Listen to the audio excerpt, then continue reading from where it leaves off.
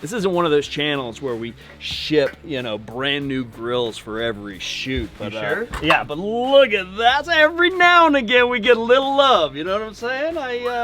Yeah, pretty excited to fire up the new grill. So, if you're new to Kamado Joe grilling, you want to start a small to medium fire to do like a clean burn or a burnout. Let's just get into it real quick. We'll do that for our initial cook, but this is ultimately a Duck 101 class, and I want to tell you a little something about 90-10. Let's get into the action. Before we get into duck, welcome to Team Red, right? So if you're new to Kamado Joe grilling, again, we're gonna do a clean burn on this grill. First and foremost, I want to tell you, don't use too much charcoal, right? The name of the game is temperature stability. So we're going to start with a smaller amount of charcoal, which is going to allow us to come to temperature faster and not let it get away from us while we're learning how to use our grill. So let's fill our fire box, fire grate, fire box, up about 25% of the way, and we want to make sure we can see some of these holes in the fire grate and some of these holes in the firebox so we can have maximum airflow. This is enough for a low and slow cook of 250 degrees for 6 to 7 hours, or banked if we need a high sear. We don't need a whole surface to be high sear. So you can bank it to one side, use minimum charcoal, and blast sear on one side. Remember, your accessories, the majority of them are half moons. So by banking and placing your accessory on the lowest portion, you're able to use less charcoal, get to temperature quicker. That's kind of a way of turbo starting your grill. I like to use the Kamado Joe fire starters here, and they're easy peasy. Usually what I do, break it in half and twist, and that gives me a thin part here which I'm able to light and catch relatively quickly.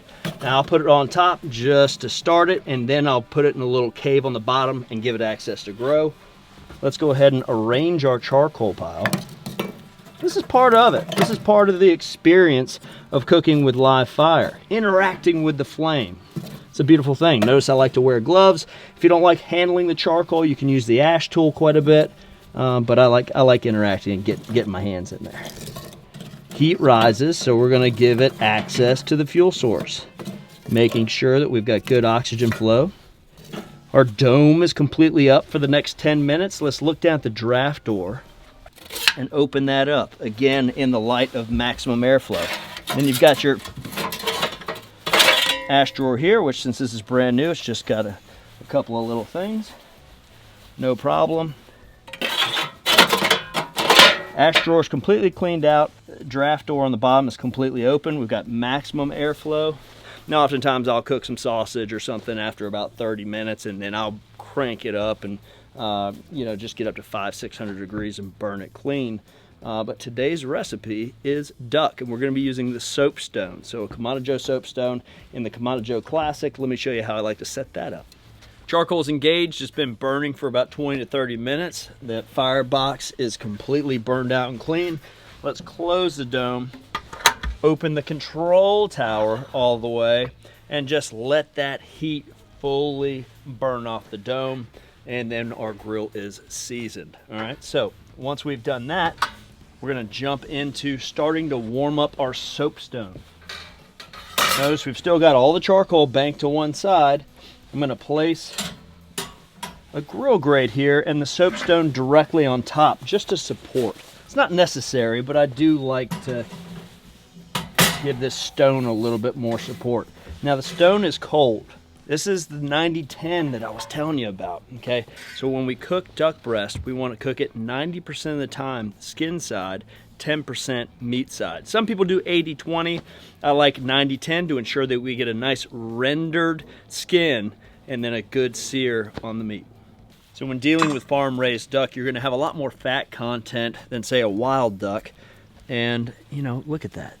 That's a tremendous amount of fat underneath that skin. So we want to score this down to the meat, allowing these little tributaries of rendering to occur. All right, we don't want to have chewy. We want to have nice crisp skin, rendered out fat, properly cooked duck. So let's go ahead and score. I'm going to use a really thin knife today. We're using a Shun flexible fillet knife, 7-inch.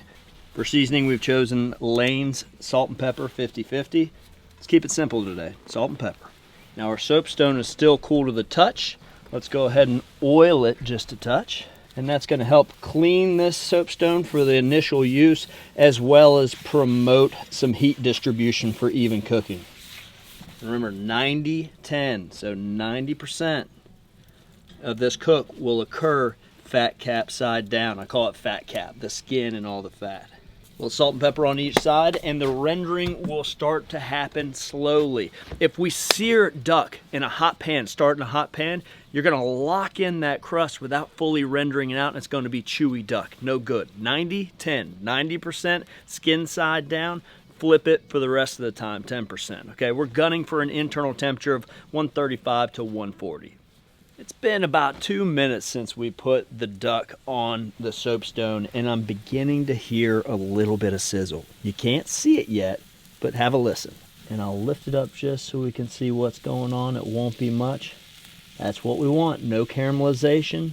It's warming up through that fat cap. And I call it a fat cap, but it's the skin with all that fat.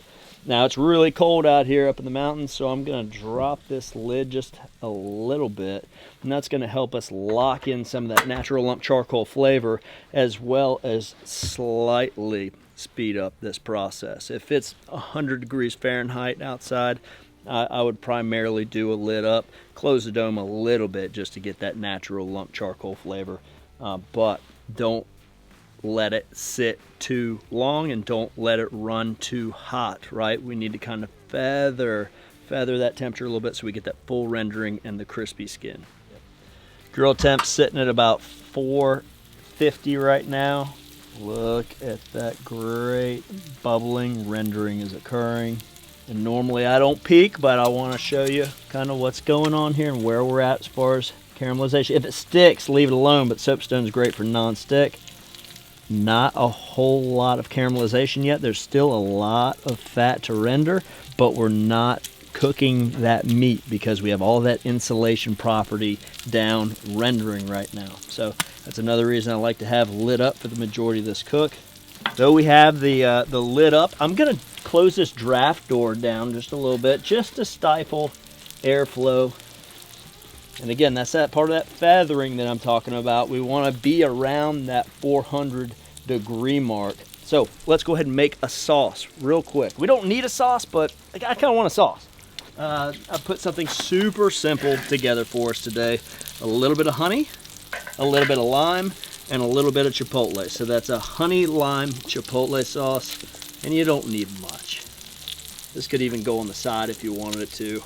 So remember that 90-10 rule applies. For this cook at about 450 degrees, we're gonna be 9 minutes skin side down, 1 minute flesh side down. But remember, you've got to use your cook's intuition, right? If your duck breast is thicker, it's gonna take a little bit longer. You might wanna do that 80-20. So just keep an eye on it. We're looking for a medium internal temperature, but make sure you've got good rendering and nice crispy skin. Let's take a look. Textbook. All right, so let's flip it in its own fat. Meat side down. Meat side down. And at this point, we can close that dome and finish this for that minute and a half. But we'll take an internal temperature. I have a feeling it's going to take a little more than a minute and a half, just as it took us more than 9 minutes to get that crispy side. It all depends on ambient temperature. Francis Mallman says it best, when you're cooking with live fire, you're living on the edge of uncertainty, right? So we're using our cook's intuition, 90-10. Still hovering at that 425, 450 mark. It's plumped up nicely. Good sear on the bottom there. Place it on a clean cutting board. Loving this bark. Look how those big granules of salt and pepper just stick out. Amazing crust, nice rendering, great aromas. Clean cutting board, clean knife, ready to rock. But I do want to let it rest. I do want to let it rest for just a couple minutes. The hardest part of cooking, grilling, is letting the meat rest. And you know, if we look back at that, we said 90-10. To be honest with you, at that 450 with this thickness of duck breast, we were probably more like that 80-20. So 80% of the cooking time on the skin, 20% on the flesh. We're gonna give it at least 3 minutes. We're gonna give it 5 minutes and then slice into it. 5 minutes, let's slice. There we go. Folks, if you've never done duck before, don't be intimidated. Use this as sort of a 101. You start with that skin side down in a cold pan. It is hard to mess up. That is so pretty. I don't know why people don't do duck more. It is one of my favorite proteins. Now, what you don't want to do, I see people doing this, is pour this directly over the crust. We like crust while we pour something liquidous on there. So I'm just going to kind of make this right in the middle. And we've sauced the bottom of this. And that's going to be a stunning bite. Notice how there's so much more seasoning and surface area on that. Those are the big, bold bites there. I'm going to go in for a nice medium bite. Here we go. That's a proper bite. Yep. I think decadent is the word that I'm looking for. Just a really, really stunning succulent meat, and that crunch in the end with the salty punch. You know, you've got to love the combination of salt, live fire, and duck fat, right? Duck skin. Beautiful stuff, folks. If you enjoyed this video as much as we enjoyed showing you, remember, this is one-on-one technique. If you enjoyed it, don't forget to subscribe, hit that notification button, and as always, leave a comment, because we do love reading and responding back to those. From our backyard to yours, cheers and happy grilling.